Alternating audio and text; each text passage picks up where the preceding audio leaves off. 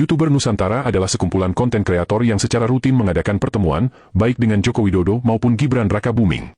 Jika kalian perhatikan isi kontennya, video-video mereka hanya dibuat untuk meningkatkan elektabilitas keluarga Jokowi dan PSI. Yang mengejutkan, sebelum demo tanggal 25, beberapa konten kreator Nusantara dan channel pendukung Jokowi yang lain seperti Cokro TV serentak membuat video ajakan demo dan provokasi menjelekkan nama DPR.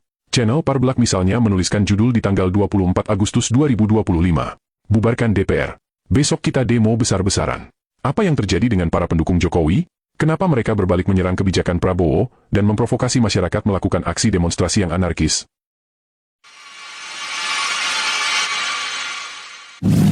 Nggak berhenti aktivitas gitu ya. Mau dijada? Perdana. Oh enggak. Jadi gini, YouTuber Nusantara tidak mungkin bisa seperti ini tanpa adanya tol langit. Jangan lupa itu. Yes. Itu adalah buatan Bapak Joko yang luar biasa. Masih ingat wanita di tengah ini? Ya, benar, dia adalah Jati Erna Sahara, kader PSI yang menyerukan untuk lengserkan Presiden Prabowo. Harapan saya saat ini hanya pada Mas Gibran dan PSI. Jangan sekali-kali kecewakan saya dengan harapan. Karena harapan saya terhadap Bapak Prabowo sudah pupus. Saya tidak lagi percaya. Jangan coba bungkam suara saya, jangan coba suap saya. Jangan coba kalian ancam DJ. Jangan, ya. Karena saya tidak punya rasa takut secuil pun menghadapi kalian. Saya tidak punya rasa takut menghadapi hukum. Karena apa yang saya katakan, tidak ada yang melanggar hukum. Kalaupun saya menyuarakan untuk melengserkan Prabowo Subianto, itu ada alasannya.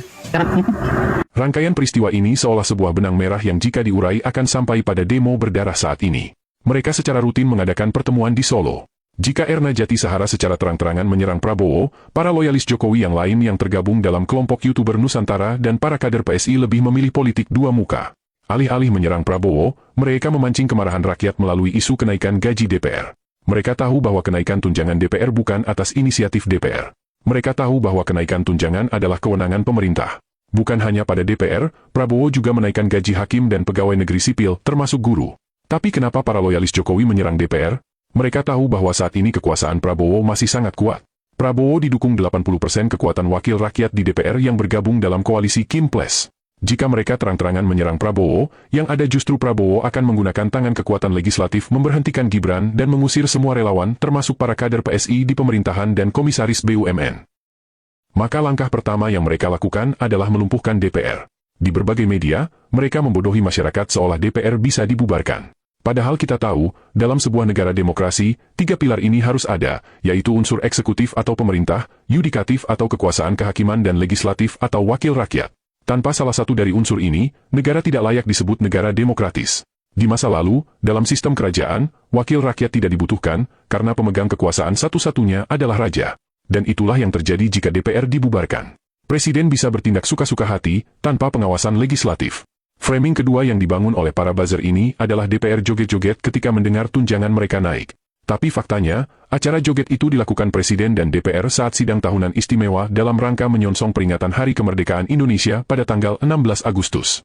Pemberitahuan kenaikan tunjangan DPR sendiri diumumkan 1 hari sebelumnya dalam acara penyampaian nota pengantar RAPBN tahun 2026. Maka yang menjadi pertanyaan kita adalah apa yang salah dengan acara joget di hari perayaan 17 Agustus? Bukankah Jokowi juga selalu melakukan itu setiap tahun? Kenapa Ade Armando dan para loyalis Jokowi tidak pernah kritik Iriana Jokowi yang joget setiap tahun?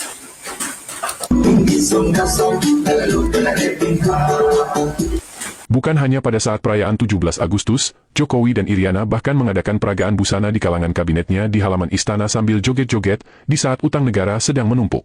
Tapi Ade Armando dan para loyalis Jokowi bungkam 1000 bahasa. Maka jika sekarang tiba-tiba mereka secara masif melakukan aksi provokasi menghasut rakyat melakukan demonstrasi besar-besaran membubarkan DPR, salahkah jika kemudian publik berasumsi bahwa agenda mereka sesungguhnya adalah menjatuhkan Prabowo, demi satu tujuan menempatkan anak Jokowi di kursi RI 1? Alasan mereka sebenarnya sangat tidak masuk akal. Dan itulah sebabnya, Badan Eksekutif Mahasiswa tidak mendukung gerakan mereka. Demo pertama tanggal 25 sebenarnya gagal total. Mereka lalu menumpang demo buruh pada tanggal 28. Dan disinilah anak buah Listio Sigit Prabowo, kepala kepolisian yang pernah jadi ajudan Jokowi memberikan andil yang besar. Kendaraan taktis polisi yang berlapis baja dengan sengaja dibawa melaju mengarah ke kerumunan massa. Seorang driver ojol yang malang, menjadi korban. Jika bagi sebagian besar rakyat Indonesia merasa prihatin, tapi bagi para penggagas demo, peristiwa ini adalah angin segar buat mereka. Kekuatan massa bertambah dan tingkat kemarahan pun meningkat. Dengan leluasa mereka membakar gedung DPRD, membakar pos polisi, melakukan penjarahan di toko-toko dan bahkan rumah anggota DPR. Terbaru, sebuah gedung bersejarah di Surabaya juga ikut dibakar. Apakah demo anarkis ini masih sesuai semangat reformasi sama seperti tahun 1998? Tentu saja jauh berbeda. Aksi demonstrasi tahun 98 yang dilakukan mahasiswa berhasil menguasai gedung DPRD di daerah dan DPR di Jakarta, tapi mereka tidak membakar gedung milik pemerintah karena mereka tahu gedung itu dibangun dengan menggunakan uang milik rakyat. Bumi hangus aksi demo antara tanggal 28 sampai tanggal 30 dan entah sampai kapan berakhir hanya bisa disamakan dengan aksi gerakan G30 SPKI di tahun 1965. Ya, di Makassar, mereka membakar warga sipil, sesuatu yang tidak pernah terjadi dilakukan oleh warga sipil yang melakukan demo menyampaikan aspirasi.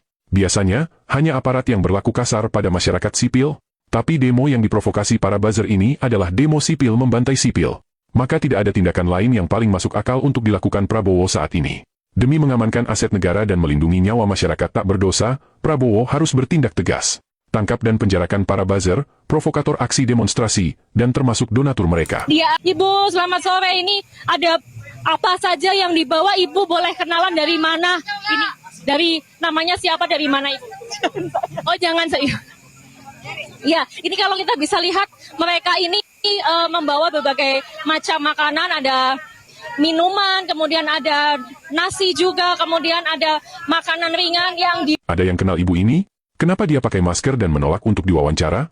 Apakah dia adalah salah satu aktor yang kita bicarakan di video ini?